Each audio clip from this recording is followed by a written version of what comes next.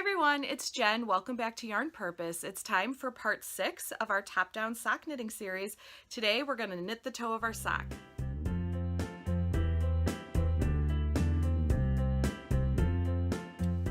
Hey everyone, welcome back to Yarn Purpose. So we're nearing the end of our sock knitting adventure, and today we're going to go ahead and do the toe decreases for our sock. Just like everything else with sock knitting, there are so many different varieties and different ways that you can do the toe decreases. I sort of just do a standard toe decrease where I decrease every other round and then switch to decreasing every round. So I'm just going to go ahead and show you that. And our toe will be done in no time. So let's go ahead and get started. All right, so we are ready to start the toe decreases of our sock. For the pattern that's linked down below, it will tell you exactly how many stitches and everything you're going to have as you're going around and decreasing for the toe.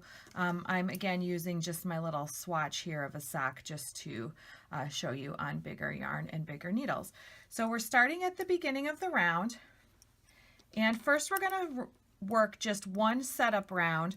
You can tell we're at the beginning of the round here because we've got our stitch marker here in our tail.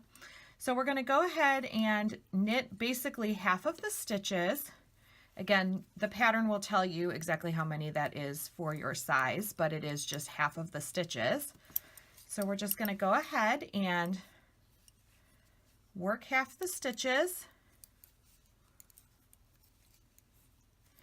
and then place a marker. Now, because we're on double pointed needles, we can't really place a marker just on the needle. It'll obviously just fall off. So what I do is, much like I did to mark the beginning of my rounds here, I just slip it in here using the removable stitch marker and just place my marker in between the needles here. So we've placed our marker to mark halfway, and then we're just going to complete the round by knitting the rest of the foot stitches.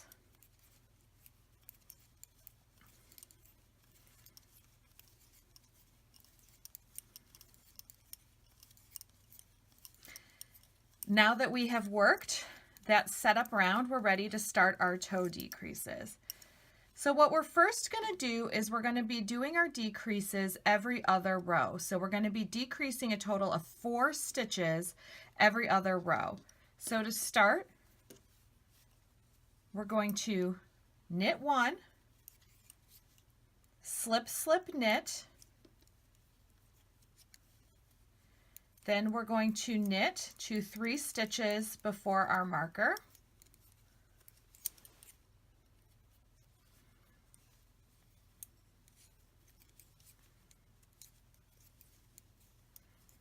Here's our marker right there. We're 3 stitches before the marker.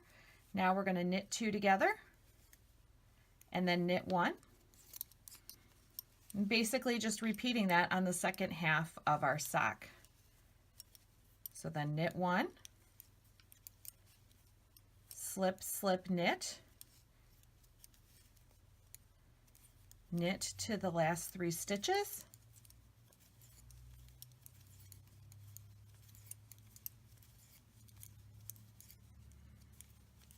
here we are, oops, here we are, 3 stitches away from the end of our round.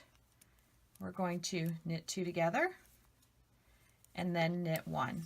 So we've decreased a total of 4 stitches on that round. The next round, we're just going to knit all the stitches.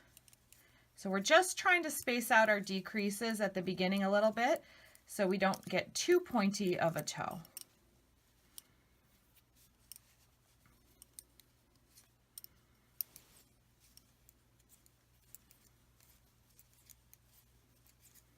So that's the first half of our stitches. Now we're going to just come around and work the second half so we're back at the beginning of the round.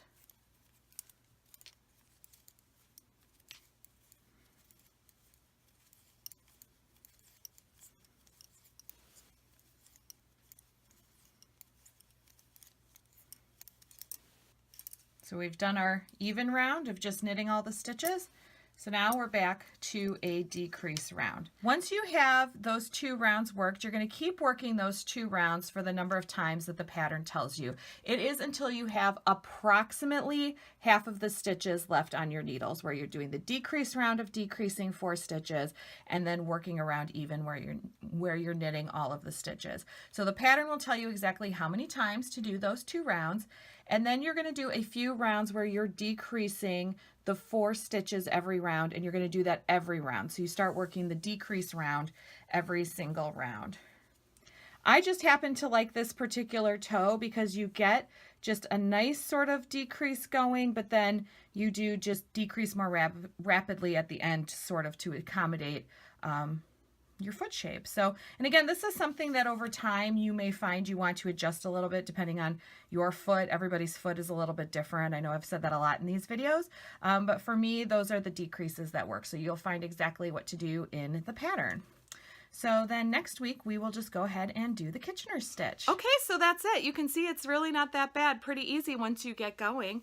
So just stay tuned. Next week we're going to go ahead and Kitchener that toe closed. I know that a lot of people don't like Kitchener stitch, but it's really not that hard once you get the hang of it. So that's it for today. If you like this video, go ahead and give it that thumbs up. And if you like to see more videos, including next week's Kitchener stitch video, you can go ahead and hit that subscribe button and turn on notifications to be notified whenever I upload a new video. I hope everybody has a great week, and I will see you again next week. Bye!